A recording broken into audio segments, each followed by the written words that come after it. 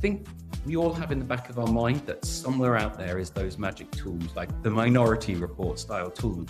So understand human behavior and etc. And I can tell you they don't exist. The tooling for getting surveys, focus groups is just too slow. And so this ability to explore, to test ideas, to understand is really important. We can predict humans. We do it every day. Everyone sits in a meeting and they see the person who's acting a bit odd and they know why. Welcome to That's What I Call Marketing, the podcast where you'll hear from the leading lights in the marketing world and listen to their unique insights. If you're enjoying That's What I Call Marketing and can rate or review the show, I know I say it every time, but it is a really small thing that helps us massively.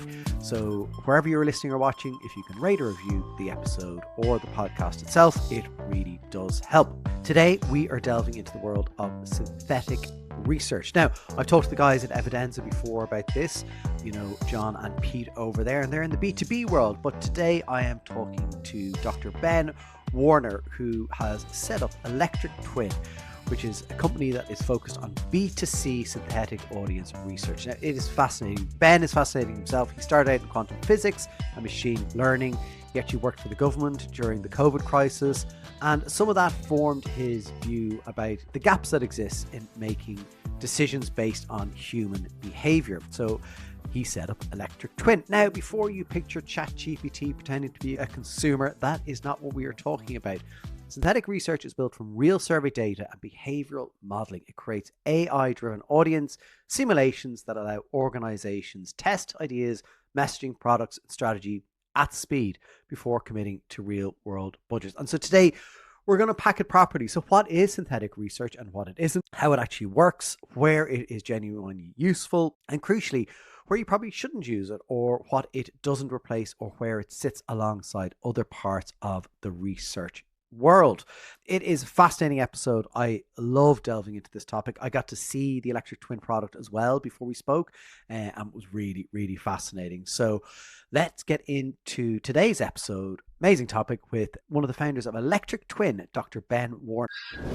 Ben, thanks so much for joining me on That's What I Call Marketing. Great to have you here. Lots to talk about in relation to Electric Twin, but maybe before we get into that, your background isn't marketing. So you've had some very high profile data roles for UK government. Can you give me a bit about the background? Don't lose me on the way here. Yeah, firstly, thank you so much for having me on. So my background, actually, I was a quantum physicist for a decade at UCL. And then I actually went to work for Faculty, which actually is a recent unicorn founded by my brother, where I was going to learn about machine learning for applying it to physics. And I started working on some projects around human behavior. I just found it more interesting, more exciting. I just loved it. And I just never went back to the lab.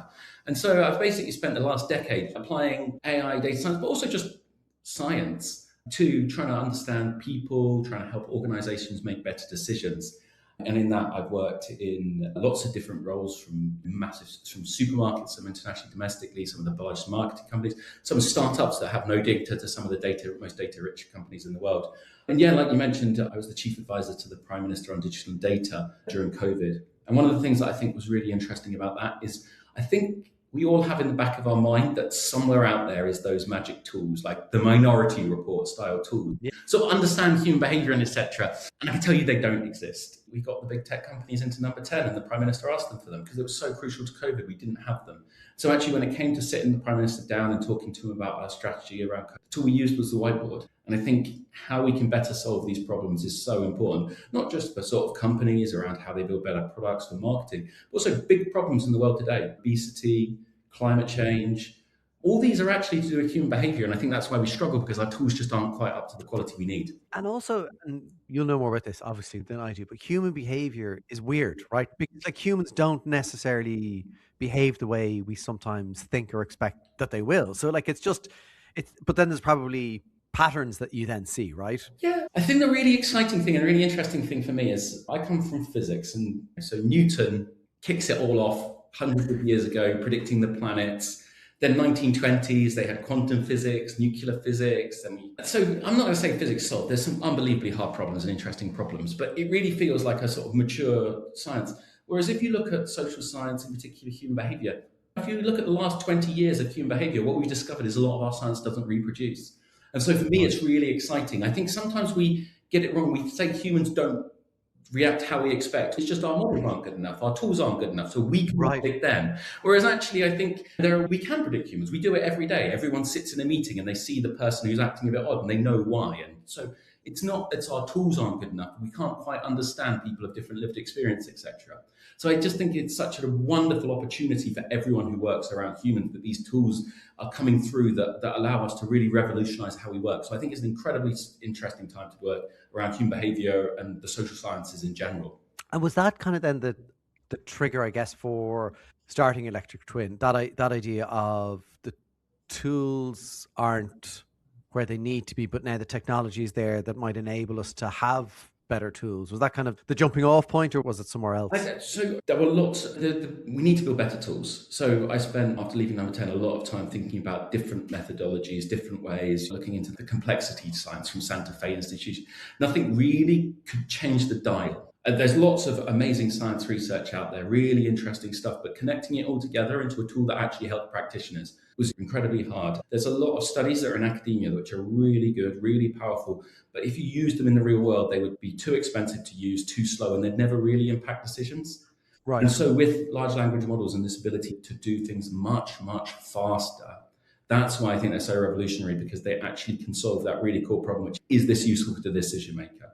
Because if it's not useful to influence decisions, it's great science, but it doesn't really have impact. Yeah. Okay. So trying to figure out what can help people make better decisions was the burning thing to how. And that was the thing. We sat there in COVID trying to make these really important decisions about how can we maximize the impact on stopping the virus, mitigate the impact on people's lives, whether that's health, societal, mental health, other health concerns. And then the tools just can't there. People tried their hardest, but at the end, it often ended up in intuition, gut feeling of people in the room. I'm probably going to jump ahead now, but like when you think back to that time and what you are building it now with Electric Twin, do you think back to that and go, oh my God, if we had this then, would it have just made, as you say, faster, better decisions? Yeah, I think it would have really helped with lots of different things. I think the difficulty is that to imagine the lived experience of every different group of people across the UK is impossible. It's really hard. The officials, we've tried really hard to help decision makers to imagine that, but it's just really hard to do. And then the tooling for getting surveys, focus groups, it's just too slow. And so this ability to explore, to test ideas, to understand is really important. So for instance, like we all remember, maybe not we all remember, but like the rule of 6. Some people thought, oh, if we simplify communications, it will be better. Other people, for instance myself, thought people are going to look at it and be like, wait, so I can have 6 people in my house, but I can sit next to sit at a table in a pub with 6 people and then not the next 6. Yeah. And that's just really strange to me. That really, it just is, it creates this incongruence. And we had no tools to decide which one was better, which one would work.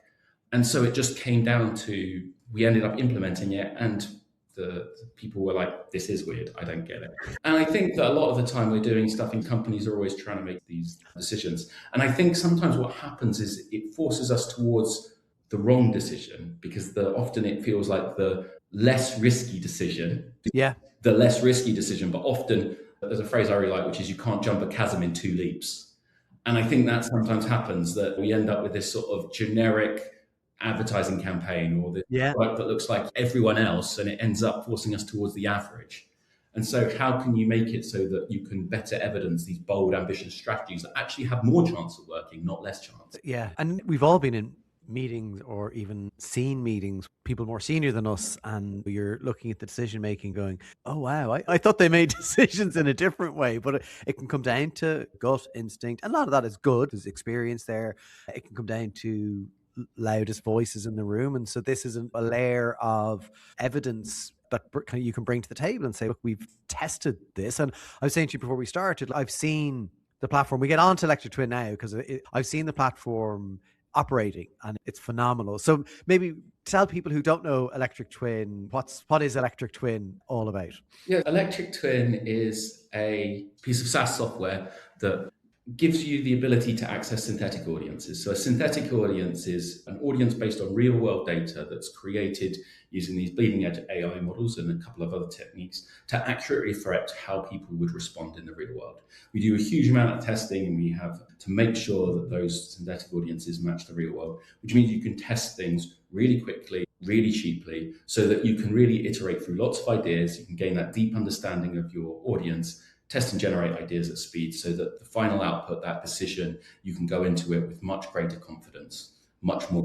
And for people, you've touched on synthetic audiences there, but I think could we maybe just pause there for people, because it is a reasonably new terminology and people are getting more used to it, but I think there's still a perception of, oh, is it just putting something in ChatGPT? It's much deeper than that. So maybe give what is synthetic audience? I think that everyone is using synthetic audience to mean lots of different things. And I think it's important to remember that in some ways, there's only a couple of ways to ask people questions. You can survey them or you can have a focus group. And so if you conduct a focus group and somebody else conducts a focus group, it gives you roughly the same answer. Here we're talking about building out mathematical models, computer software. So there's lots of different versions of how you build synthetic audiences. And so at Electric Twin, we think that what we need to do is build synthetic audiences that accurately reflect the real world. And we spend a lot of time and effort to do that.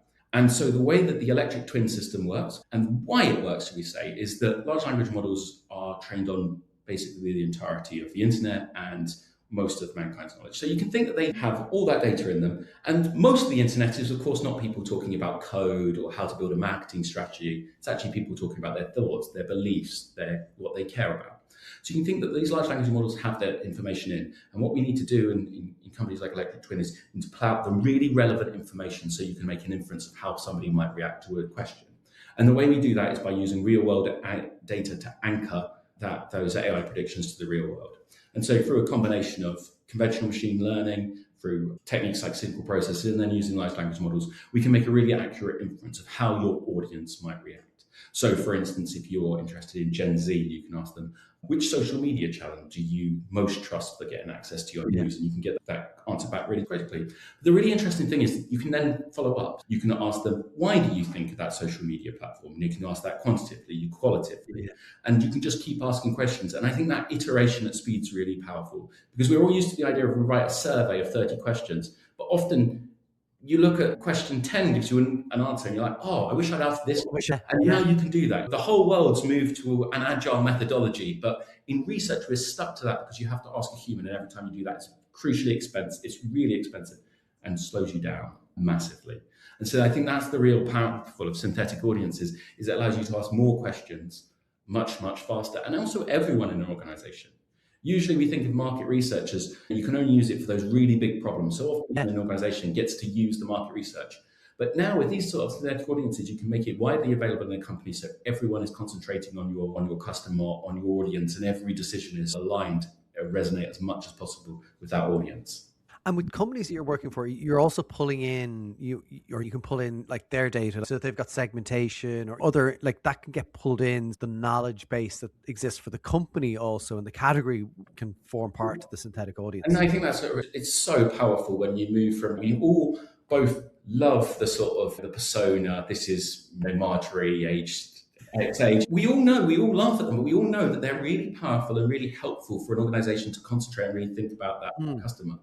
But with a synthetic audience, suddenly it's not a PowerPoint slide or a picture on a wall. Suddenly it's an audience you can actually test details against. You can represent the actual noise within that category because it's not just a female, right? There's lots of different people there. Yeah. We don't have to rely on those stereotypes to quite the same extent. We can actually appreciate the sort of value of what that audience contains. And then you can test against them.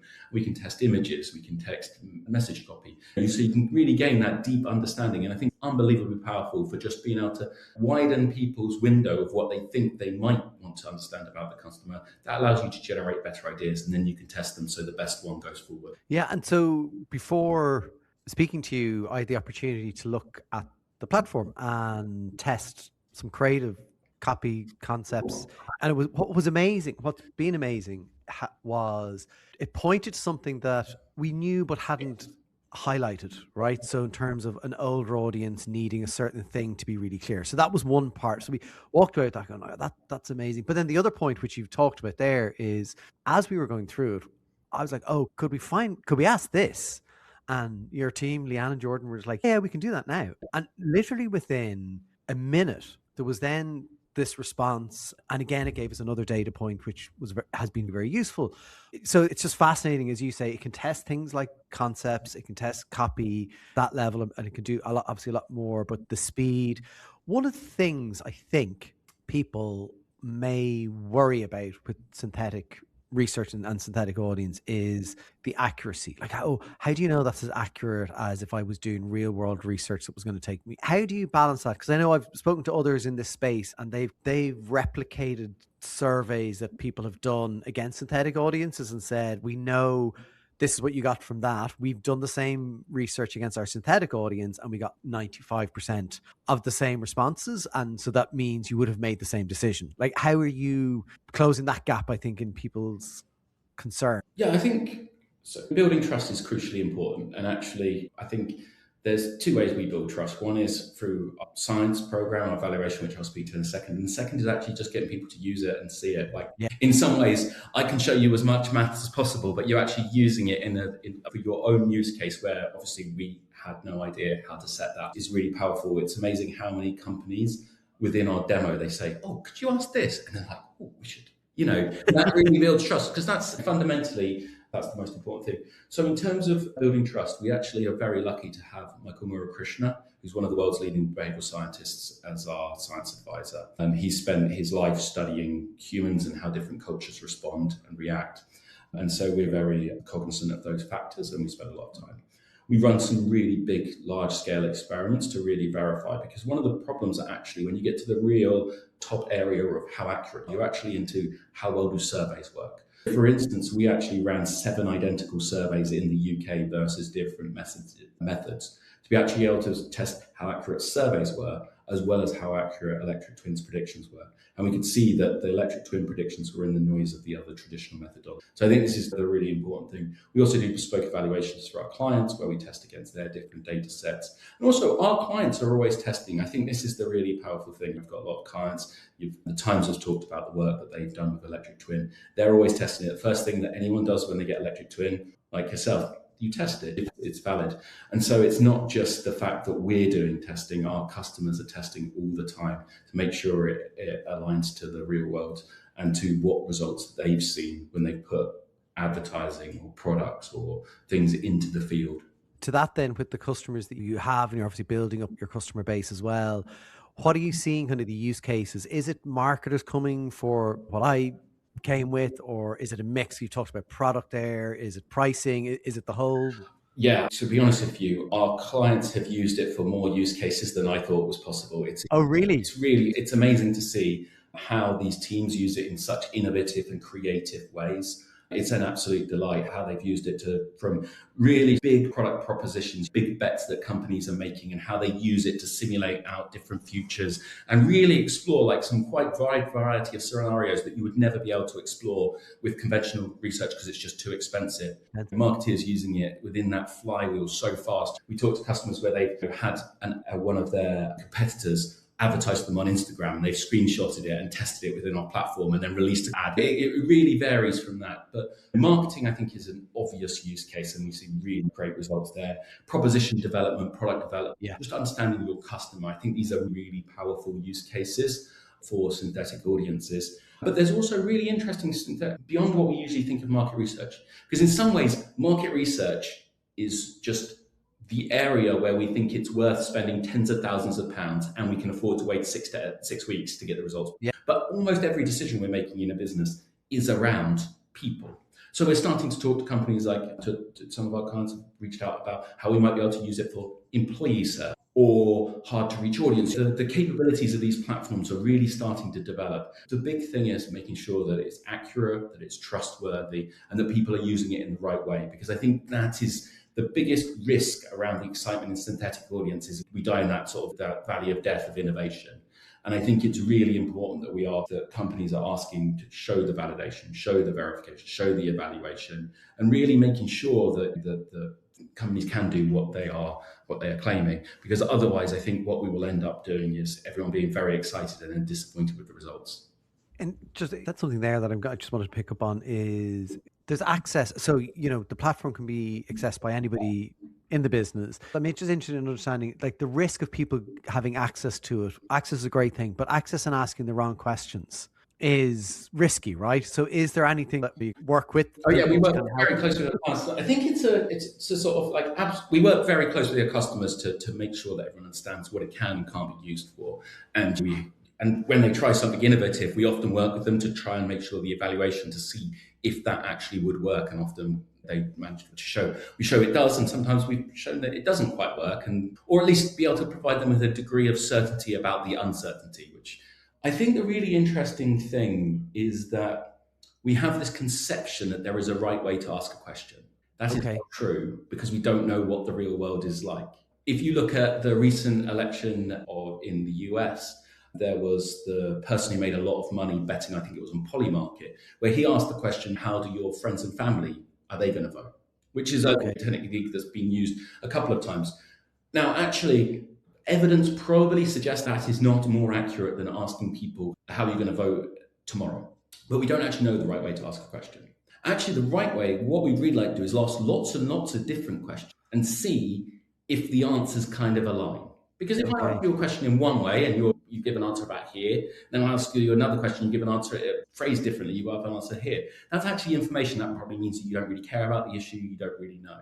Whereas if you ask questions all about this in different ways and they all give you answers over here, that tells you something. So actually, when we talk about there's a right way to ask a question, often all we're saying is that our current constraint is that actually we can only ask so few questions. We have to really try and put a dot on. So that's the first thing, is actually that starts to speak about how synthetic tools allow you to explore differently, ask questions in lots of different ways and seeing how different audiences react. The second one is that for some organizations, one of the reasons why they like having electric twin is they think their employees are doing this anyway. Everyone is using ChatGPT, everyone is using Gemini or Claude, in the same way that lots of organizations bought in Slack because people were using it anyway. So I think for some organizations, actually, there is a choice between using a product like Electric Twin, which is verifiable, where they know what the data is, that they can be confident it works, or letting their employees. Because I think that's the thing, is that it speaks to the desperation, how we all desperately want to understand our customer more. I don't think there's anyone out there who thinks that they have a perfect view of the customer, and everyone in an organization is desperate to get any information. And I think it often just depends on the company, the way that they, and also the cost of the decision. If the decision is which of these ads I put onto Facebook today, actually you want that person to have as much information. If it's about a £10 million, £20 million bet, then you want to have a different process around it. And sorry, come back then to this is brilliant, because I fixated on the right question, but that's based on my worldview of research being the set of questions. And to add another one is a cost or a delay. And so this then allows you dig. And that's amazing. I've done some brilliant work with Meldrum Duncan, who's with Curious Industries, and Meldrum would do a lot of group work, and he's fantastic because he just does that. He's just, okay, and why was that? And so that this then allows you to do that at scale, which is... Yeah. And I think the other thing that's really nice about it is that I think sometimes when we've all been there, when we presented research back to the C-suite or the board, and they ask one extra question, and you don't have that answer. Whereas now, actually, you can answer that question, but also they can explore the data themselves. So it breaks this information asymmetry, and I actually think that breeds trust. It means that when you're making the argument to the chief financial officer that this campaign will work, etc., and they can do a bit of testing themselves, I think that really adds to trust, and it allows and gives that space for success. And I think that's a really powerful way of organizations moving to having this positive, more risk-taking attitude rather than this sort of stereotypical enterprise sort of veto player type of decision-making.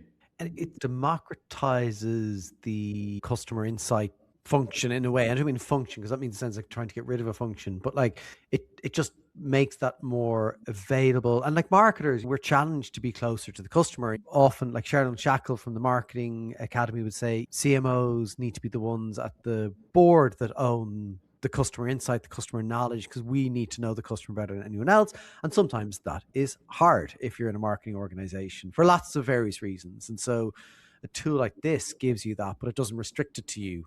Yeah, I think it's a massive accelerant for research teams because when you think about the return on investment of your data collection, if you're spending £10,000 to ask 10 questions, well, that's £1,000 per question.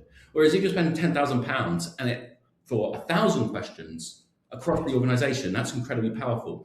But it also, I think, it buys the research team out of the BAU questions, those little questions that everyone wants to ask, so they can concentrate on the big things, so they can get that really deep understanding.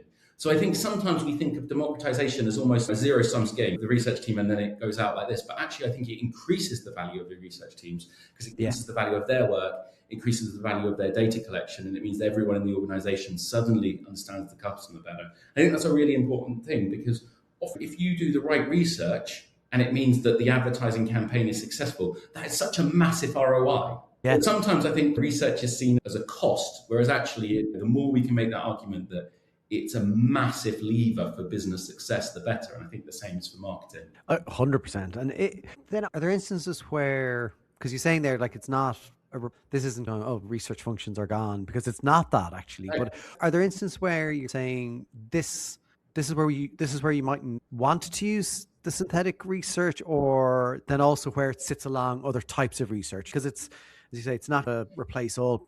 No, I don't think it's a replace all. I think it's always about the individual problem, the constraints that you're under, the amount of time, the budget, all these things come in.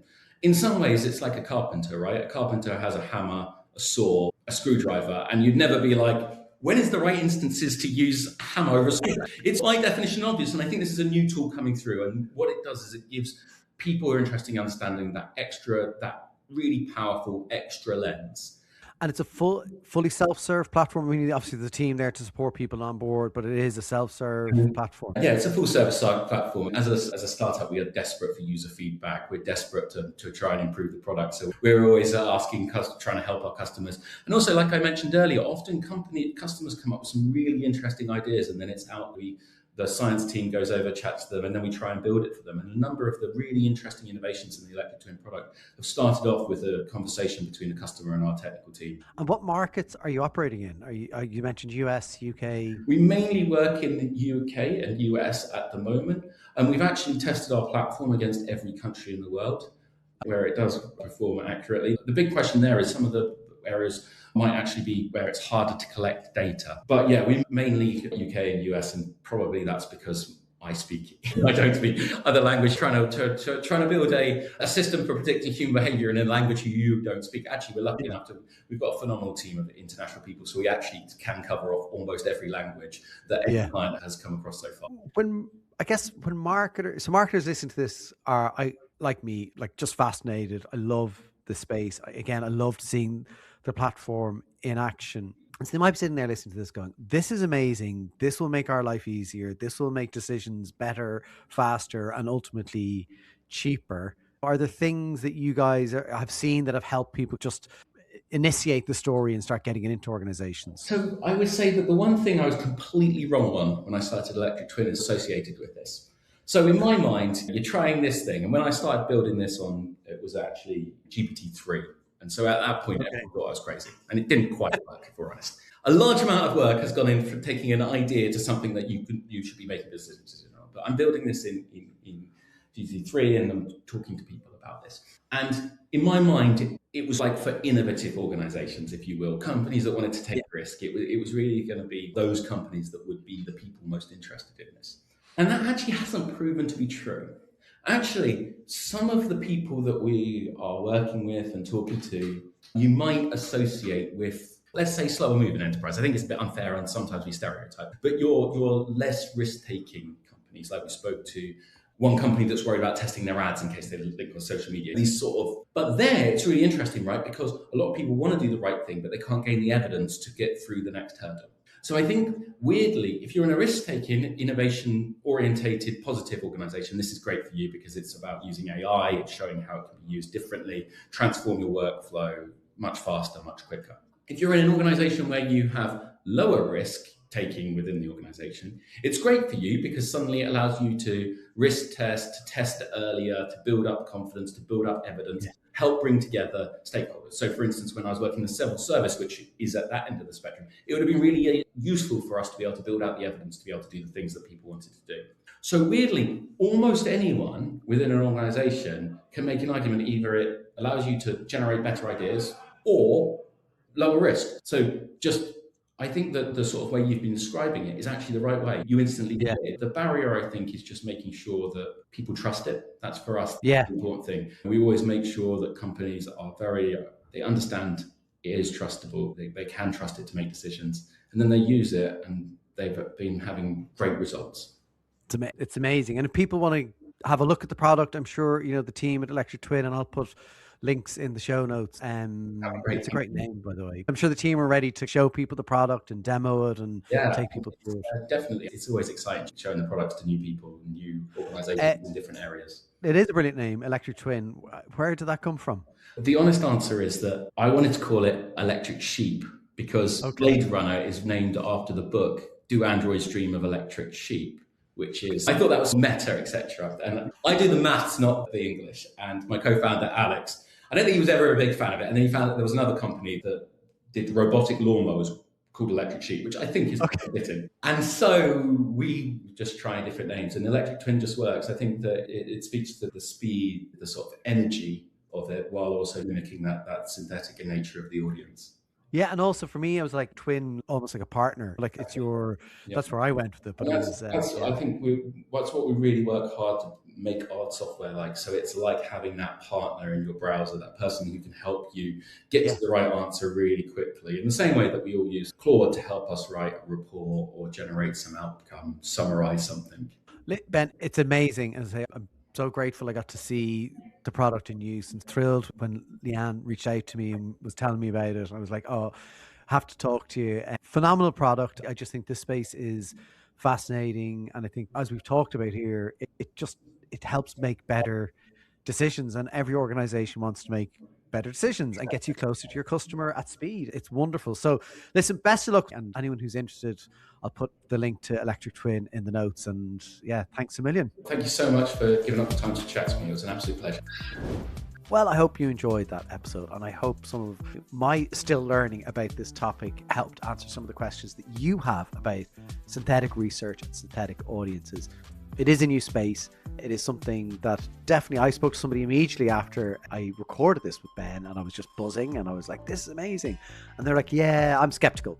And so, skeptics will remain out there. But actually, what I would say is check out the platforms, go to Electric Twin, see what they're doing, understand what they're doing. Fascinating episode. And thanks to Dr. Ben for helping me understand it a bit more, and I hope it helped you as well. That's it for today's episode. If you have enjoyed it, and you think somebody else might enjoy it, send the link on to them and let them tune in to That's What I Call Marketing. And of course, I'll finish the episode as I start and say, if you can rate or review That's What I Call Marketing, it helps us immensely reach even more people just like you who are interested in the amazing world that we operate in, marketing.